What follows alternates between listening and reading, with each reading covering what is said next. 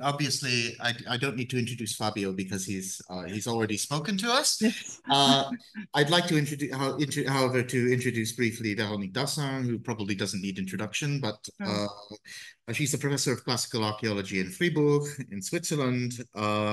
She's written on all sorts of fascinating topics in ancient iconography and social history, on dwarfs in ancient Egypt and Greece, on twins, on ancient medicine, on children, and history of the family and the history of play, and also on magic, especially magical amulets. And today she and Fabio are going to co-present their paper, From Callisto to Ursa Major, New Perspectives. Thank you. Yes, thank you so much. Shall I start, Fabio, perhaps? Oui, oui. Yeah? Yes. Okay. Good. Good. We have two voices presentation. Mine will be more about work in progress to show you how thinking about astrological gems, astrological magic can contribute to other topics and can open avenues. So it's more like as a laboratory that I will start, and then Fabio will pursue about an aspect that he has already developed and it's very promising. We took the example of Ursa Major. Ursa Major, so the bear, the seven stars, that are still partly enigmatic in their use. Also enigmatic in their relation to the myth of Callisto herself. Next one, please. Just to give the context, I take the example of Ovidius in Metamorphosis, who tells us the story of this nymph, Callisto, who is the daughter of a king, but she's part of let's say, team, of a companion of Artemis, goddess of hunt and childbirth. And she's cheated by Zeus, who is very keen to approach her even more. And so he takes the appearance of Artemis, and of course she becomes pregnant, having met him. As this is what Ovidius tells us, while wandering in the world, Jupiter stopped amazed when he beheld the lovely nymph Callisto, and fires of love were kindled in his breast. Callisto was not clothed in sumptuous robes, and so on, and she both led a javelin or held a curving bow, so really like Artemis. So he transforms into Diana, into Artemis, and when she realizes that he's not Artemis, it's too late. And so the next one. So she is pregnant, and it's a very tragic story because not only is she raped, to say things as they are, but she's pregnant and she's dismissed by Artemis. Artemis asks the girls to come with her, and they have a bath in the water. And when she has to take her clothes off, she can no more hide her pregnancy. And Artemis throws her away. So not only is she raped, but she can no more be the companion of Artemis, and her child is taken away. And on this jug, which is a course from Napoleon red figure course, we see what happens next. The next step is also very, very amazing. Hera is very jealous. I think I have a description in the next slide. Becomes very jealous when she knows that she has born a child, and even a boy. So she transforms her into a bear. And the text says that she wants to make her ugly, which is interesting from the viewpoint of zooarchaeology, that a bear can be seen as an ugly animal. So she's very jealous. Unpunished, we shall not escape, for I will spoil the beauty that has made you proud and dazzled Jupiter. We want an art. And on this Apollyon crater, we will come back then to the last one in a minute. But here you see the transformation taking place, which is a very rare picture. You see how her ears are becoming animal ear, and we see one hand. I cannot move my arrow. Yes, one hand transforming into claws, and so she's deformed and becomes very ugly. So if we go back to the last one, the one before, sorry, just the one before, yes. So on this little jug, which is very interesting, we see the same transformation taking place, and a way the painter uses is to have this inclined head. You see, we see the same inclination, as if a transformation was making this move, producing this move in her body. And one raised hand, maybe also one of the hands, getting transformed. And Hermes cares for the child. The child is called Arcas, and we can go to the next ones. And Arcas becomes a hunter. Next one. And the story says, the stories, plural, say that Arcas one day met his mother, Callisto, in the form of a bear, and that she recognizes her son and tries to come close to him, but is afraid, and he's ready to kill her when Zeus takes pity of her and transform her into the 7 bears, into the constellation. So quite an amazing story. And very recently, Arnold Zucker had a very interesting paper on about what does it mean? What does this catasterism mean? Why this story of motherhood, of spoiled motherhood at all levels? And what does it mean then to be the 7 stars? I think you can pass to the next one. Yes, and just to let you know that Callisto has become the name of an association for raped women. Very interesting. So there are also classicists in the team there. And so Callisto has become the emblem of this kind of yes, problem. Next one. Yes.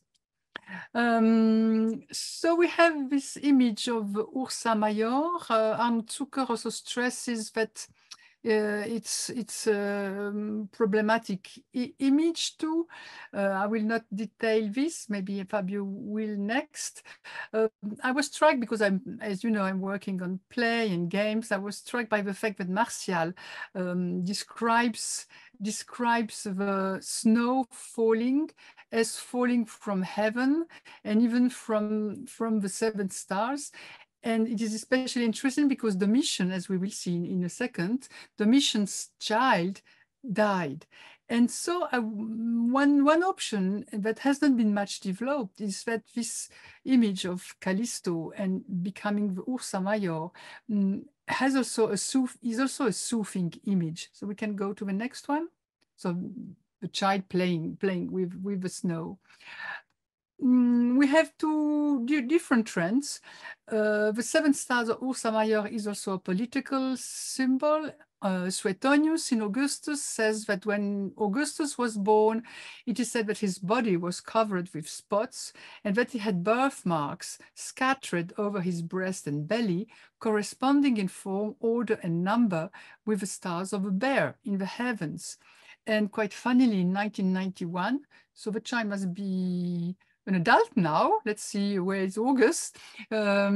A child was, in the popular press, of course, was said to be born with tattoo of solar system. So it was an American press. So for Augustus, these 7 stars have a political meaning. It designates Augustus as a cosmocrator, as a cosmocrator. Arnold Zucker stresses the fact that the Ursa Major has one element, not few, but one element corresponding to the story of Callisto. It is that this constellation never goes down the horizon in sort of ocean, because Callisto didn't want to bathe, because he didn't want to show that she was pregnant. So he sees a correspondence between the constellation, the fact that it is fixed, it never goes down, and the story. But otherwise, it is a bit difficult. So here we have denarii of coins showing this child of Domitian who died. And one may wonder if it's not also an image of immortalization, of catasterism, which is a soothing image. The next one. Because here and next one, there is an animation.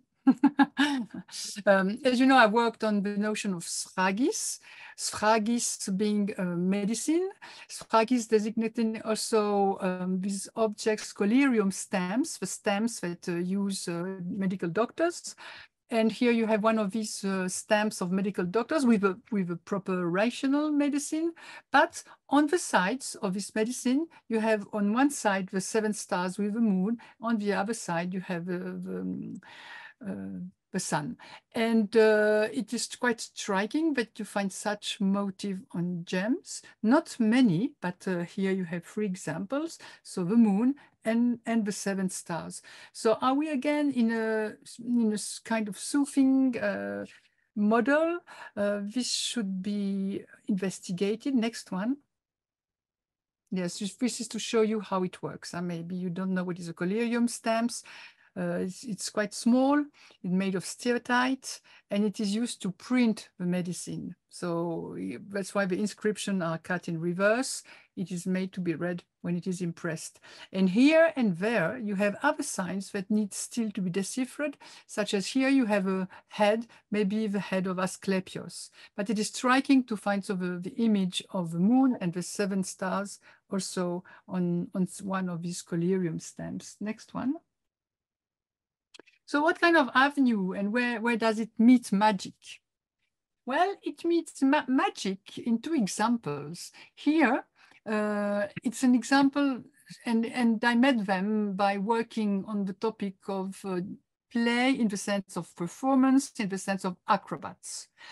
It seems that some gems with stars and astrological elements are related to acrobats, people who are often taking risk, even very important risks, so people in danger and who needs to be protected, and they may have enough money too, if they are very famous, to buy such things, because we know that gems are not made for the poor, but are very costly objects.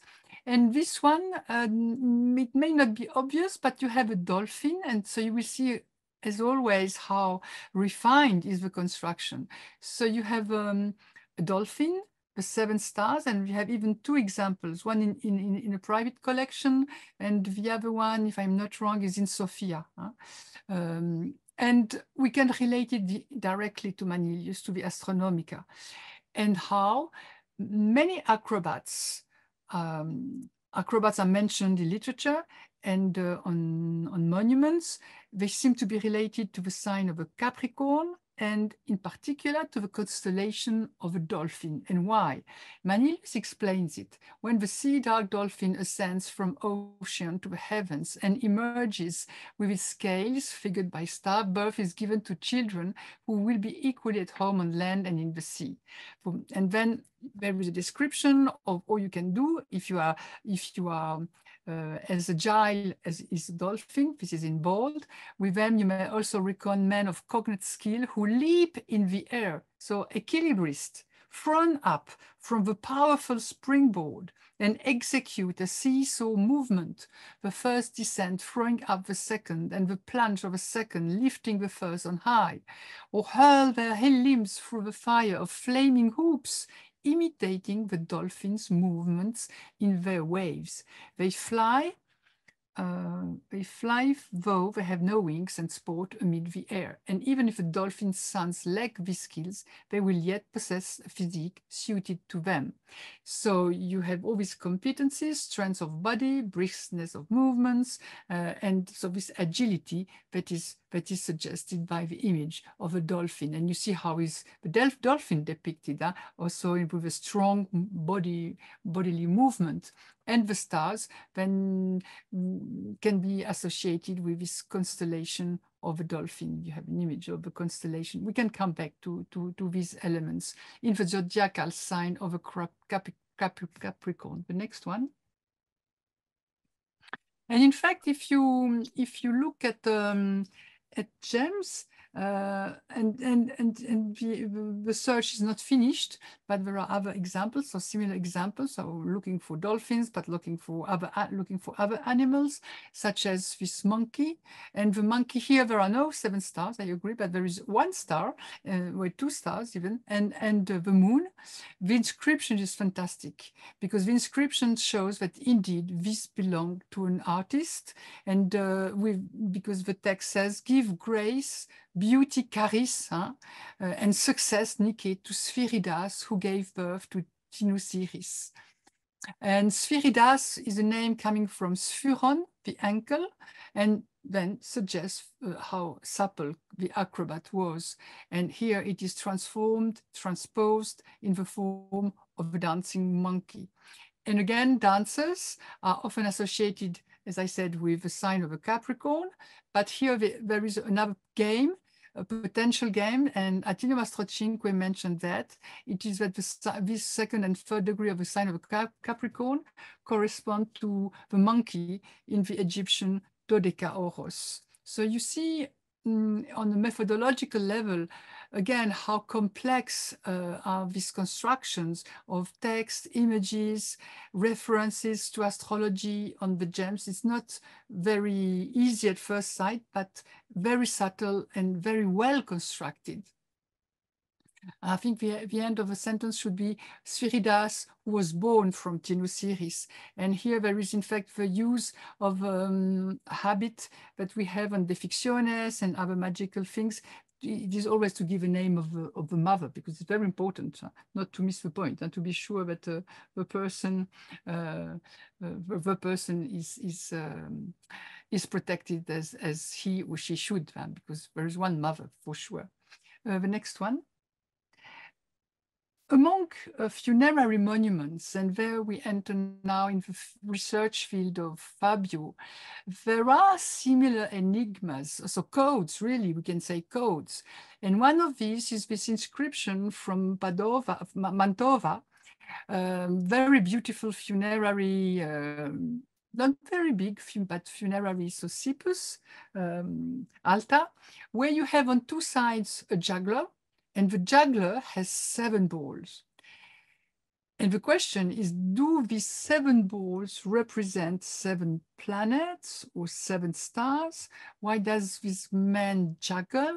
Because on the main side, you have a name of a girl, Septimia, the daughter of Caius, Septimia, who was in her 3rd year and 3rd month. So a very young girl.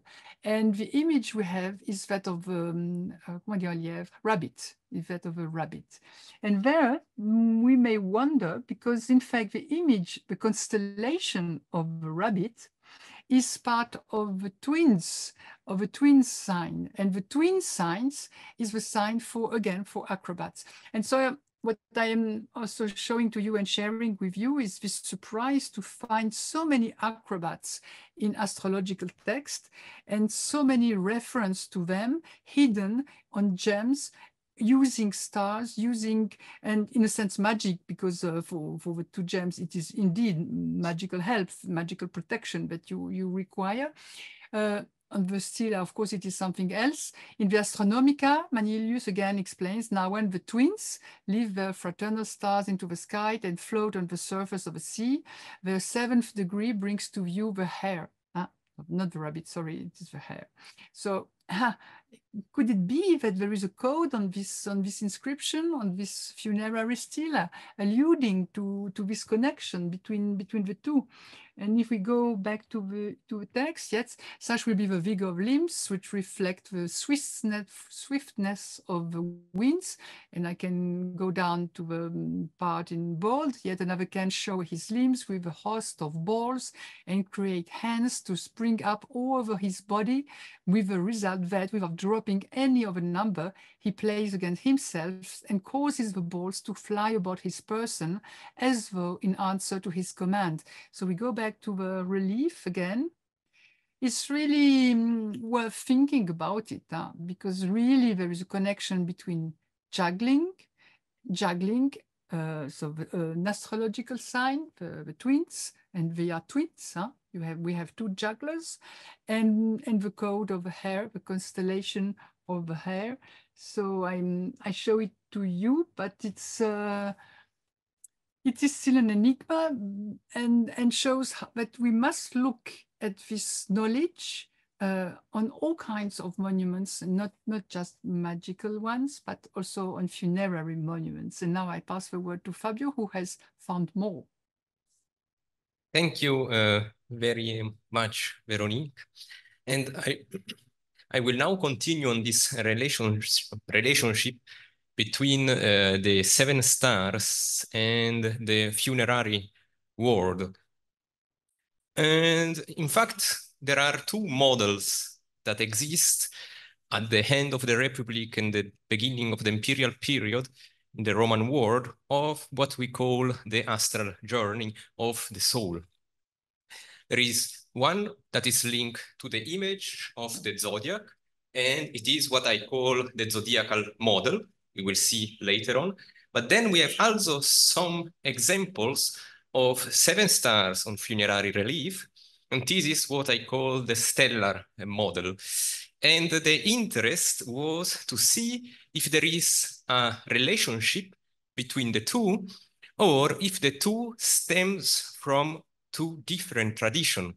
And the main hypothesis, and we will see if it is right or wrong, is that the stellar model is influenced by an Egyptian influence, and the zodiac model is more linked to the Greek world.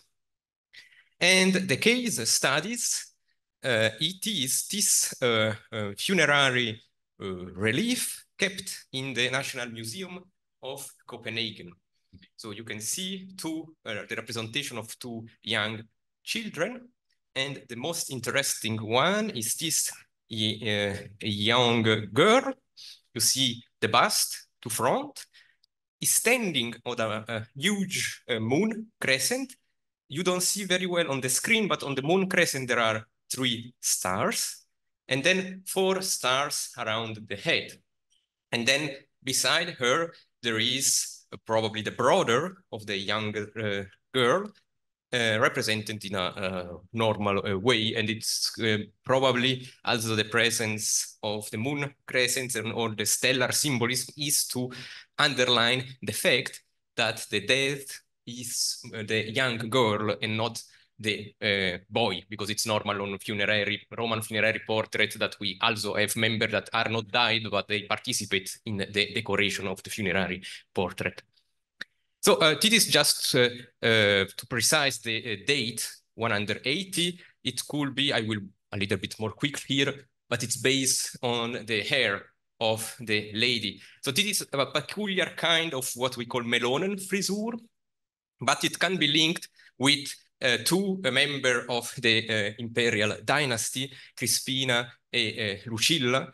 And this is another type of Melonen frisure, where the hair are divided on the front, and then the Meloner frisure continue on the back. And it was typical around the 160, 180 CE. So this is an element that could be used to date the relief.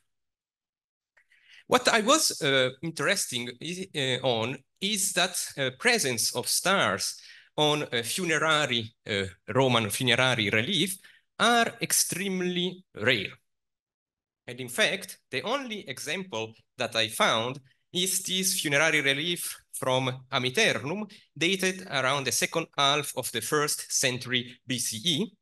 And I will not go in on the iconographic program. I will just focus on this representation of the deceased, because you can see there is a female body looking to the spectator on a bed, and all around are 28 stars and a moon crescent open to top.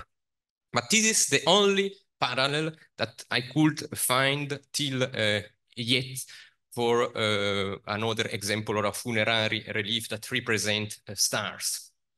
Now, the main problem was what these stars are representing. And the first hypothesis was by Franz Cumont in his famous book, Le Symbolisme funéraire des Romains. And he claims that these are the 7 planets. But in my point of view, this is not possible for just one reason. If you have 7 stars and then the moon will be represented twice, as a crescent and as a stars. And normally, when Selene moon appear on relief, you can see here in the center, on this relief from London, Selene with the lunar crescent, but the stars is inscribed inside the lunar crescent. and then you have 3 stars to the left and 3 stars to the right. It is the normal iconographical scheme to represent the moon when you want to use the star to indicate the planets. So the moon is not represented twice, and then all around, but this is not interesting for our talk today, are the 12 zodiacal signs, starting from Aries here, going on a counterclockwise and without separation, meaning that here they are not represented as the zodiacal signs, but as the zodiacal constellation themselves. But this is not important for our topic today. Anyway, going back to other example of the presence of the 7th star linked with death, I can show again the Aurus that was shown by Véronique, 8283 CE. And as we have seen, we have a little child opening the hand with 7 stars around him and sitting on a globe. And in fact, this series of aurae was minted by the Emperor Domitian in order to commemorate his child that died at a very young age. And it is for that we have, as Véronique showed, this epigram of Martial that is particularly interesting because the link with the Ursa Major, with the Big Dipper, is not directly put in the text, because the text just say who sport with dry waters and play games from heaven. I suspect this snow come from Caesar's child. And in order to understand what Martial wanted to evocate with an epigram, that this epigram is dedicated to the son of Domitian, I was focusing on the snow, and I was picking up the main characteristic of Ursa Major. As you can see, Ursa Major is always associated with the cold, gelide arcti, glacialis, frigidus, hibernus, nivoso, etc. That means that the represent of the 7th star, the son of Domitian, with the epigram of Martial, can point towards the idea that souls of children can go up to the sky and rest in the constellation of Ursa Major. And why it is interesting also because, as Véronique has shown, Ursa is also a mother in the myth. So it became a big mother for all the child that were died at a young age. But now I will a little bit build up on this hypothesis. And the first interesting one of the first one of the first elements that is quite interesting is the name of the constellation in the Roman world. So as we can read on Cicero, he say that the name that the Roman give to the constellation is the Septentriones, so which our countrymen are accustomed to call the 7 oxes. And the same in Varro, on the Latin language, while our countrymen call the 7 stars the Triones, plug oxen, and the Temo, wagon pole, and near them the axis. For indeed, oxen are called Triones by the plugmen even now, especially when they are plugging the land. The name Triones may perhaps have been given because the 7th star also plays that the sets of 3 stars make triangles. And the link between the Septentriones, Ursa, and the 7 stars also appear in a little series of coins that were minted by the trio Gens, because it is a pun on his name and on Triones, and it is the first that begins to represent 7 stars and a moon crescent in the context of coins. But another interesting thing that it's not so underlined in the secondary literature is where is going the comets at the moment that it appeared after the death of Caesar. And as you can see in Pliny, he say, on the very days of my ludi, assiduus crinitum attracted attention for 7 days in the region of the sky under the Septentriones. So it seems that the comets, it's pointing towards Septentriones because the soul of Caesar is going toward this region that could be linked with the soul of the dead. Of course, here we are still in a part where it's the soul of important people. In that case, they are linked with the imperial dynasty or politician, but we will see later that there is a development on that. Then what I was stricken by the fact that 7 oxen, the septentriones, don't have an etiological myth in the Roman sources. So of course, I can propose a naturalistic interpretation to attribute this. Oxen go in circle in the fields to pluck them, and this could be linked with the circular motion of Ursa Major. But this cannot explain the metaphorical value of the constellation itself. So what I think it's possible to see here, it's an Egyptian influence, especially for the link between the deads and Ursa Major. And I will gladly have some comments by the Egyptologists because in order to see if this is plausible or not. I have already shown before lunch this link with Set, Ursa Major, etc. But also Ursa Major seems that could be the place where the soul of the pharaoh go after deaths, one of the places where he can go after deaths, but I'm not so sure on that ground. But anyway, what it is important for me, it's also this link between the legs of a bull and the link with Ursa and the name Septentriones in the Latin tradition. Now, what is also interesting is this is a little study that I did on magical gems that represent the 7 stars because they are always placed in a specific way. And this specific way is linked with Neoplatonic writings around the importance of the number 7, because 7 you can write in 1 + 6, + 5, 3 + 4, and every combination have a specific meaning.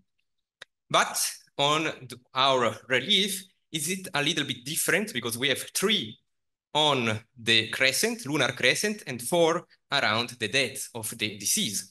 But what is striking is that if you link the stars on the relief, you have the shape of one part of Ursa Major, and this is normally the part that we call the chariot and the shaft, and you can see here you have the 4 stars that form the chariot and the 3 stars here that form the shaft. So it seems that also the schematic disposition of stars on the funerary relief could underline the importance of the constellation for accepting the soul of the dead. Then a little bit on the lunar crescent, because of course it also plays a role in this heroization, especially of the deceased, because it's a link with Diana Luna, but moon is also the image between the world of the living, the world of the dead, the seat sometimes of the human soul. But what a striking element is working on the soul journey. I have a long exchange and debate with John Scheid, because John Scheid is a little bit skeptical about the idea of astral journey in the Roman world. And yes, of course, because if you think at the Roman, just as Rome itself, we have absolutely no examples of link with astrology and dates. But if you move in the provinces, for example, and I didn't say, but the relief come from England, in Gaul, for example, in the Roman Gaul, we have a lot of representation of astral elements on funerary relief. I just choose here 2 examples. You can see here a moon crescent, and here a moon crescent with a little star. So it seems to be something that is really present in the provinces, but less in Rome. But we will also see that there is another way in Rome to represent the journey of the soul. And it's what's why I'm going on to speak now. Yes, I'm still. Based on the disc of Brindisi. So I will not be, I will give a general description, but very quickly. The disc represents in the center a chariot with Dionysus and his mother. Then there are a lot of symbolism in the under part of the disk that are linked with chthonic deities. And all around you have the zodiacal ring divided, not divided, so there are the zodiacal constellation.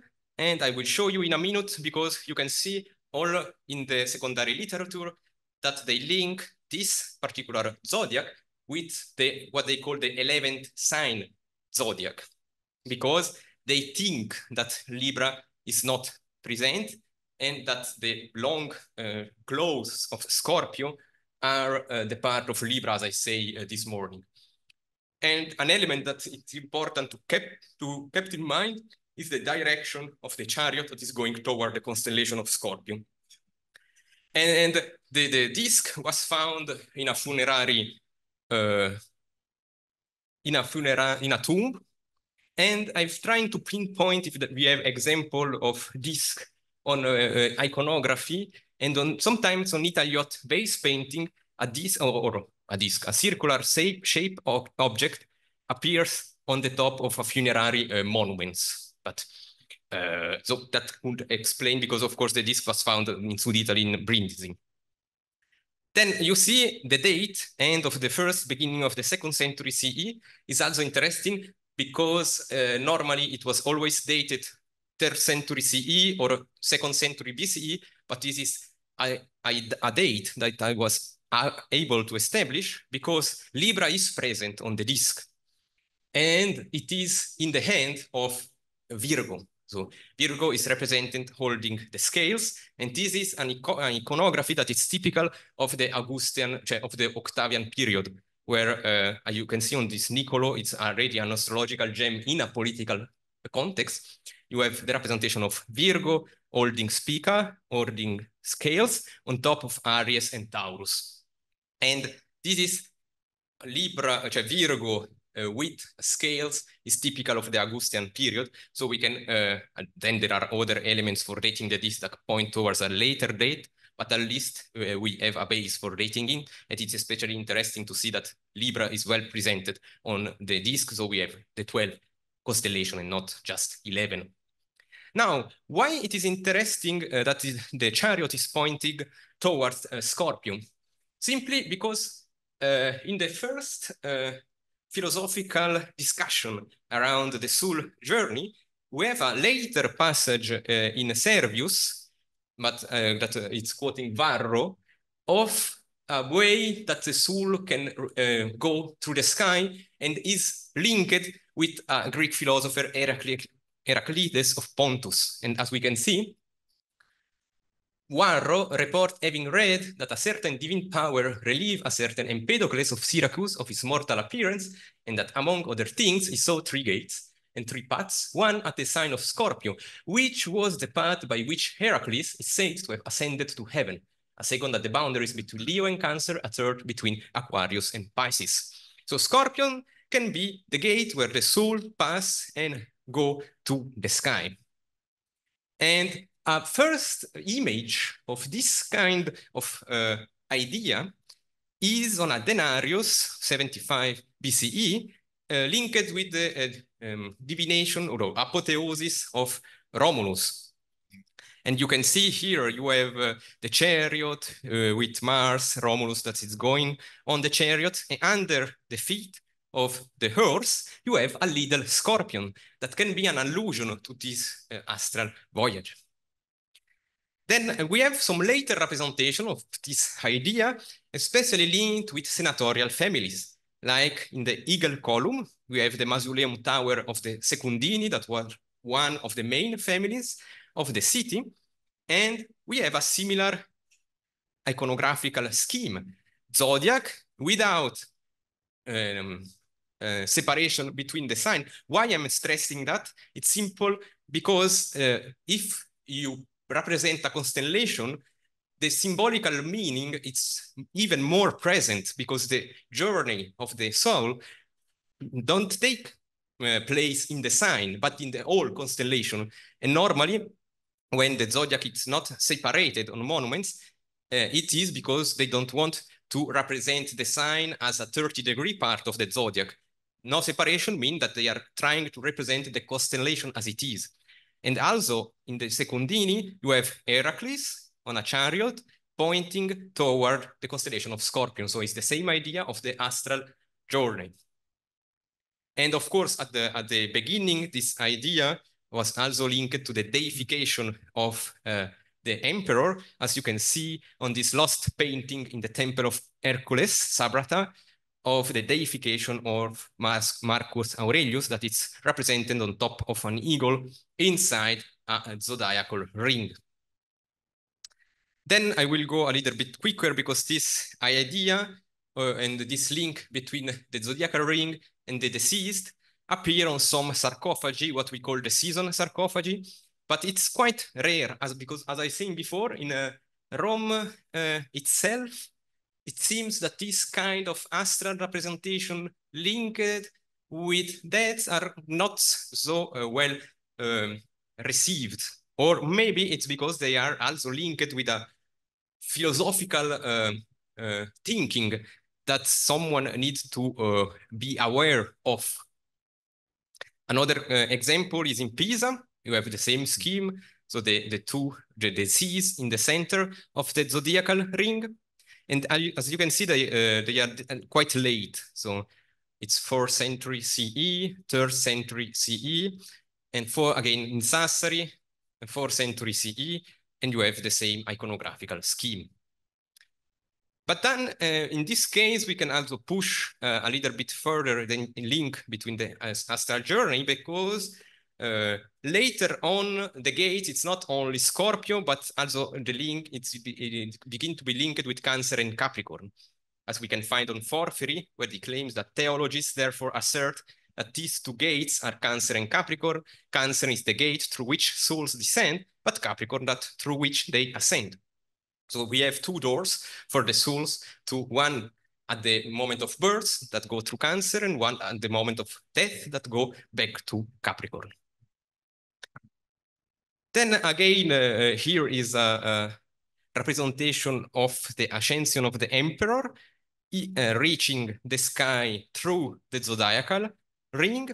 And this is another example that I find quite interesting, because it is a magical gem that was found in a funerary context, and I find quite interesting that it represents the zodiacal ring. But it seems that it is like a substitute for a decoration, a more bigger decoration, but that take up the symbolic meaning of the journey through the zodiacal ring. So, in my idea, we have two models for the astral journey of the soul, and I link the 7 stars with Egypt, mostly based on the 7 star, the bull, and then what we have seen with the bull and Set, and maybe the place where the soul of the pharaoh goes, so something that is linked with this tradition. And the zodiacal model, I think, is something that's come from Greece, and it's elaborate in Rome itself, especially starting from Cicero, when he began to have some thinking on the destiny of the soul, interpreting the writing of Plato. And it is what we were talking yesterday about the mosaic of Orion in Pompeii, that is in this series, because they show also another image of the astral journey of the soul. I will maybe add a little twist, a little link with games, and this is especially after, toward the 4th century CE, because maybe you know, but the games appears on catacombs as closing the loculi. You can see, for example, in the catacomb of San Lorenzo, and these are the table of the duodecima scripta that are used on the game of the 12 lines. But why it is interesting? It is interesting because the Byzantine link the representation of the game table to the zodiac, to the representation of the zodiac. As you can see, I didn't translate, sorry, on Jean d'Antioche, say Palamedes created the board game as it is the representation of the terrestrial circle and the do's and the 12 separation on the board game are the zodiac. So there is a link between this game and zodiac, and so it can be that it's put on the catacomb during especially the Christian times to be a substitute of the representation of the zodiac, given the fact that astrological practices were beginning to be criticized by some Christian milieu. And this is another interesting thing, because in the place where the soul can go after death, we also have the Milky Way. But this is not so far away from the constellation of Scorpio, because the constellation of Scorpio is one, you can see here, is one of the gates where the Milky Way crosses it, and especially the etiological myth of the creation of the Milky Way speaks about Heracles, because as you know, Hera is giving the milk to Heracles. Then he discovers what he's doing. He pushes Heracles away, the milk flow, the Milky Way is created, and Heracles is the protagonist of the journey, so the journey soul through the gate of Scorpio. So there are a lot of some symbolism going on around that. But anyway, what I wanted to point out is the interesting representation of astrological, the zodiac and the seven star in a funerary context. And I think that is quite interesting to see this representation of the astral journey, that even if they were quite rare, it is true, they were present, and I think they were most frequently in this elite milieu where there were debate around the soul, beginning with the Repubblica of Cicero. And I thank you very much for your attention.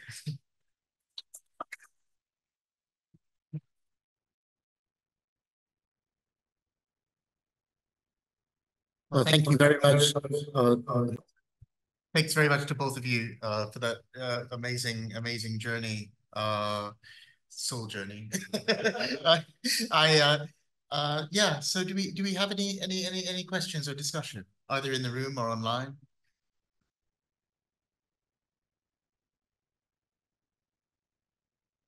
Yes. Jian Xirin, would you have a point that you would like to make? Yes, I would normally turn on the camera, but it's like 5 a.m. here in LA and I'm in bed. But I have a question about in terms of the moon. I find it's really interesting. Is it a waning crescent moon, which is the last state of the moon before it becomes new moon, or is it waxing moon, which is the first state of the moon after the new moon? Because if it is waning crescent before it becomes the new moon, that would be really interesting, because in astrology, it's associating with something called balsamic moon, which is relating to the last state of illumination and kind of return back to the cosmos and healing and reflection. So in your study, is it more like a last state of the moon before it becomes new moon? Is it waxing, which has become the first state of after the new moon? Thank you for your Yes, normally it's interprets when it's open to top as the waning moon, and when it's open towards down, when it's down oriented downwards is the waxing moon. So on the funerary, it's probably the waning moon. Right, right. Yeah, but I must say that there are not so much study that are pinpoint this aspect of what this moon crescent can represent. But normally, yeah, it's linked with the waning moon. Yeah, because I just look at it from a more of an esoteric perspective, but I think it's really fascinating of the moon and funerary and the soul and, you know, the life and death. I think that's really interesting. So thank you. I would return the question to you. For you, what would be the criteria to identify one moon or the other? Would you have criteria? I think for me, like if it's for funerary, it will make sense if it were to be waning crescent moon, because the illumination is releasing from the full moon of its brightness and just kind of waning as it decreasing of the reflection or the light force, I guess. In other words, a reflection from the sun. So it's returning back to the cosmos. So in terms of esoteric, it may make sense for it to be waning crescent for the funerary, but for the waxing, where it's the first stage of after the new moon, that will be like maybe giving birth to something new, a first step into the incarnation. So that would be kind of from an esoteric perspective. But from the point of view of iconography, how would you distinguish them?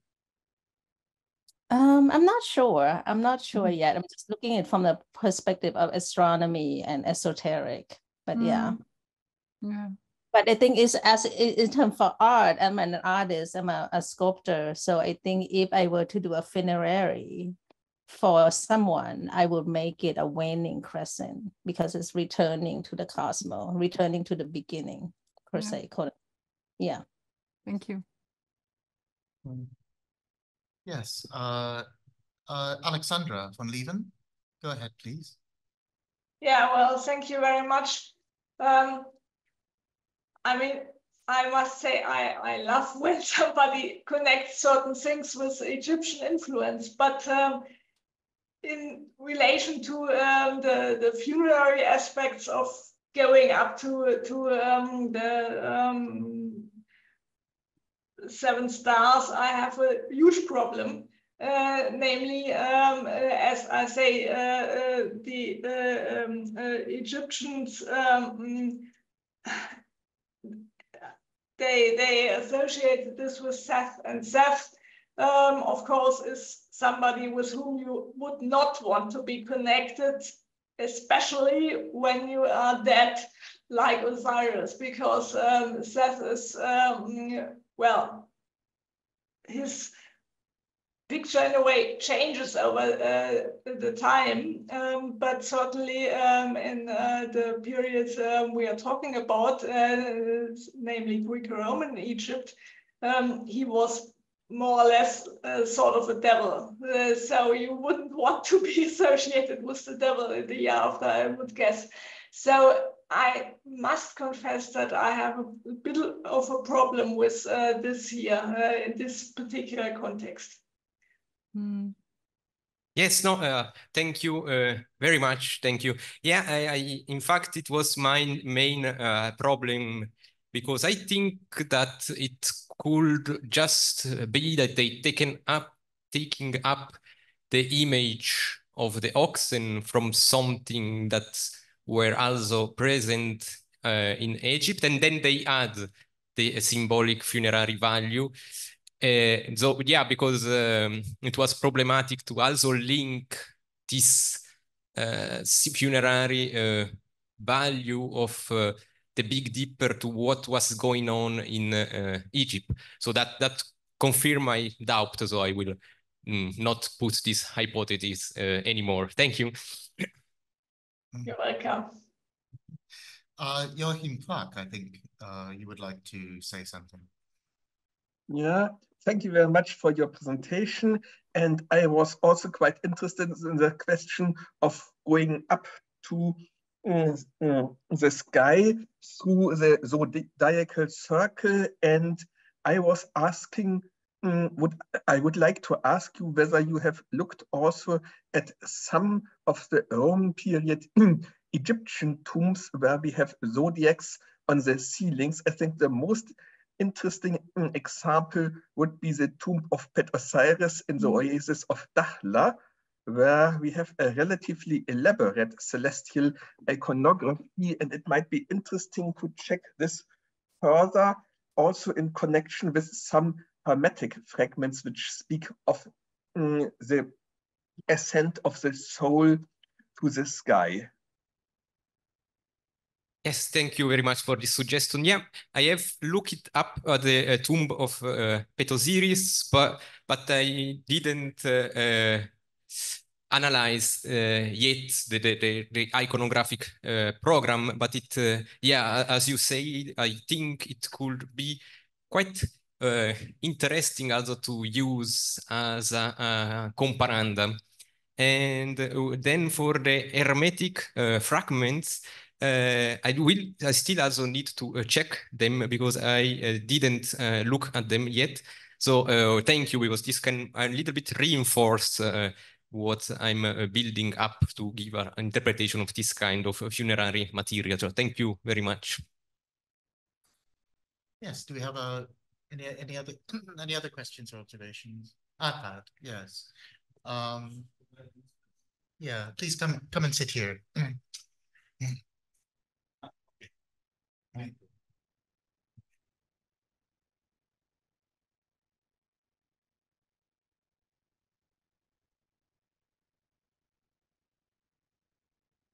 Thank you, both of you, for this fascinating talk. May I just a comment to Vero's remarks about the meaning of sphagis? Sphagis could also be the name of the magical gems. Yes. Apart from the Solomon gems series with the inscription Sphagis Tau, we have, if I'm not mistaken, 2 gems, independent, so unique gems. One is kept in Wien with the text Diaphylaxon ton forunta su ten hagians fragida. Protect the wearer of your holy seal. And this is one of the rare occasions we have, you know, the ancient Greek names of these amulets. So I think it's important. And one wonders whether such type of gems were used or not to seal as well, to stamp a medicine, because the collyrium stamp is made to stamp. There are very few examples of remains of such stamps made with magical gems, but it is not impossible. Yes, and it is also interesting in your example, Véronique, the presence of the moon and the sun, that in planetary melothesia are linked with the left eye and with the right eye. So they reinforce also the use of this collyrium to stamp. But Arpad, you were telling me not long ago that there are examples from Syria of magical, so-called magical gems being used as simple sphagidus, sealings on, where, on amphora, or? No, they're in the archive, in the Zaugma archive. In the archive of Zaugma, yeah. So to seal documents. Yeah. So in this case, we have the normal meaning of the seal, of seal.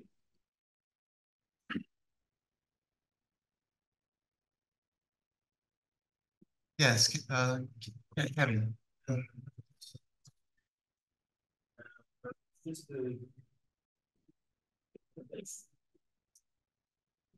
Does this work? Okay, good.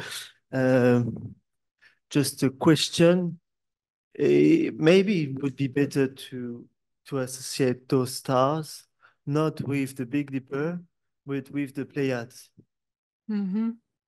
Because link the Pleiad with 7 stars is common from Occident to Asia. Also, you associated the 7 stars with the Big Dipper in a strange position, which is not really common for the shape of the Big Dipper. You know, in the crescent, you associate the points like this. Voilà. No, thank you very much. Yes, I have already had the same comment on linking the 7 star with the Pleiades. The main problem is that first, the 7, the Pleiades are never quoted or represented in Greece in a figural, in a plastic way. And the secondary, it's no one text that links, like in the case of Marshall, that give an hint of the Pleiades with death. Pleiades are only links with rain in the Greco-Roman times. So there is not a strong symbolism that could explain the presence of the Pleiades in a funerary world. So it's for that I didn't, because I considered it at the beginning, but then given the fact that we have so few, that we have basically no elements that can point towards a meaning in a funerary context, I discarded it. But that's the main reason why I didn't also mention in my talk. It's in Asia, for instance, linked to the moon. It's a lunar lodge. It's a lunar lodge, and no, I've forgotten what I wanted to say. Bad, very bad. So it's iconographic, something which is new. This is called Lohini in India, and the moon passed across this one, and this is a feminine figure. Mm-hmm. It was the favorite place of the moon in India. And then maybe it could be a link in this direction because they have a lot of knowledge shared rather than the Big Dipper. Because I totally understand what you have chosen the Big Dipper because it's linked to death only in Egypt. And but where for me there would be more common points with the Pleiad than the Big Dipper. We have also keep in mind that the Big Dipper has not only 7 stars but also 8. It was commonly used, for instance, in Mongolia for distinguish who could be the good archer and not. Big Dipper sometimes can be voilà. So this one is the new the common constellation by the that we all agree, but it also have many other stars and not just 7. No, yes, I show that because of course especially in Rome, they were interesting only in this part of the constellation of Ursa Major, because there were the 7 that were more visible or more used from an agricultural, etc. point of view, and they always are called. Also in text, they always make reference to the chariot, to the shaft, and Ursa didn't really appear as the name. As I've shown, for example, the Septentriones is built around this part of the constellation and linked with agriculture. Though they are never, of course, there are many stars in the constellation, but they are not mentioned. It's only this part of the constellation that appear in the text. Beside, of course, the uranographic text, but there is another point where they describe all the stars that are part of a constellation. But normally, it's just this part of the constellation that is quoted. And if for that Ursa as a name, it doesn't appear in the Roman sources that I show, because they call it the Septentriones, because they are referring to this part of the Ursa. Yeah. But there is a big link with the moon and those 7 stars, because visually the moon never reached this part of the star. No, but the moon in this funerary relief, it's building up from another, for the symbolic funerary meaning of the moon itself. So it's like adding another layer of symbolism, also typical of when a child died young, especially a female child was linked with the Diana moon. So that's explain why it's put it on the moon crescent, and then they add another symbolism with the 7 stars. So they are not directly connected, but this is typical on the Roman funerary relief, because we have also other funerary relief where the young female child is just represented on top of the moon crescent, because it's a deification going towards association with Diana moon. So the moon with Diana is something like the motif in marriage to death in classical Greek poetry, and the idea that a mark of an sort of incomplete human trajectory. or incomplete biography. Mm. Or is that, I'm just asking. No, I'm just reflecting. I didn't dwell on build up on that. I need to. Yeah, well, check. I mean, just virginity is a kind of state of incompleteness, I suppose. Yeah. Yeah, no, I see. Yeah. Yeah. And Artemis symbolizes that. So. Yeah, that's interesting. I wanted to ask. Oh, sorry. No, but it's interesting with the link with India because I need to check it. The problem is that we don't have very good a new edition of Indian material linked with astrology, and it's always a little bit set apart. But now it's coming more prominent because normally India is always left apart, and because it's this idea that India take up the Greek material that started with David Pingree. But thank you. I will see if this link with Pleiades in Indian. Yeah. And it was known to be the best, the most preferred by the god Chandra, and preferred especially this one. Thank you. Nobody will say maybe. Yeah. Many thanks. Yeah, I just wanted to ask a question about the beautiful relief of the Antonine period of the two children, which you presented such a wonderful analysis of, and it struck me that we see a kind of trajectory in the development of this whole discourse, visual discourse, in the sense that you seem to start with images of apotheosis. Heracles, obviously, and Dionysus and Semele, which was on the Brindisi plaque, which totally blew my mind. Yeah. I mean, I haven't seen anything like that since the 6th century BC on an Attic black figure vase, and now all of a sudden she's coming back in this early imperial document, and it seemed to me like there's I don't know. I don't know if you feel comfortable commenting on this, but I wondered if we could connect this to the kind of gradual sentimentalization of the family, like that, for example, that Paul Vane wrote about in his classical account from the 1970s, where we have a kind of sentimentalization of marriage, a sentimentalization of children, a desire to heroize your own children, to fill the emptiness after the death of a child with the feeling that, okay, well, they're up there in the stars looking down on us. Yes, no, you're completely right, because I should have demonstrated the contrary, because this kind of, as you have said, this kind of idea is built up first from the ascent of gods, heroes, and then starting from the 1st century CE, with the disc of Brindisi is still a representation, but it's always the representation of an apotheosis of gods, but it begins to be individualized and used by person also outside the imperial family.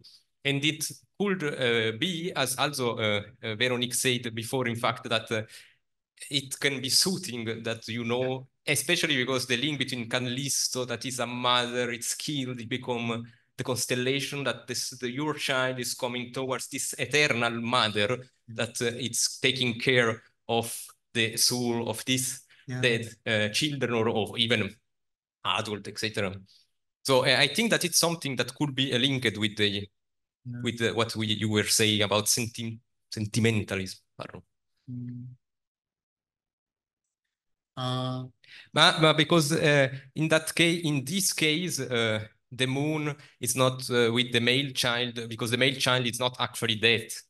This is something that is quite common on the Roman funerary portrait, that you also represent living member of the family beside the dead one, because it's a way to reunite also the family in. Would that also be true in the sarcophagus, the Dumbarton Oak sarcophagus, for example, where the husband and wife were side by side, surrounded by the zodiac? Yeah.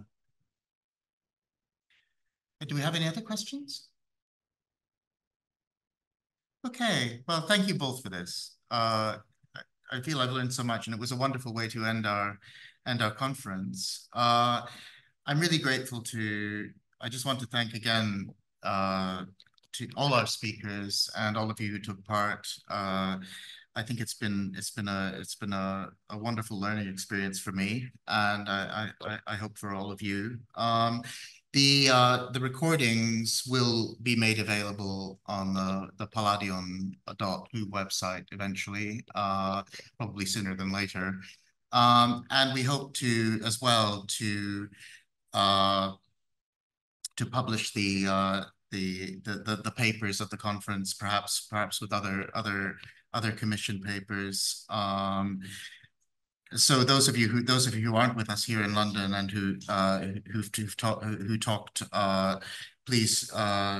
Well, I'll be getting in touch with you about that in fairly short order. I think we'll end the online proceedings now, and wish you all well, and again, thanks to very many thanks to all of you who came and supported us with your time and your insights. Thank you, and thanks to all.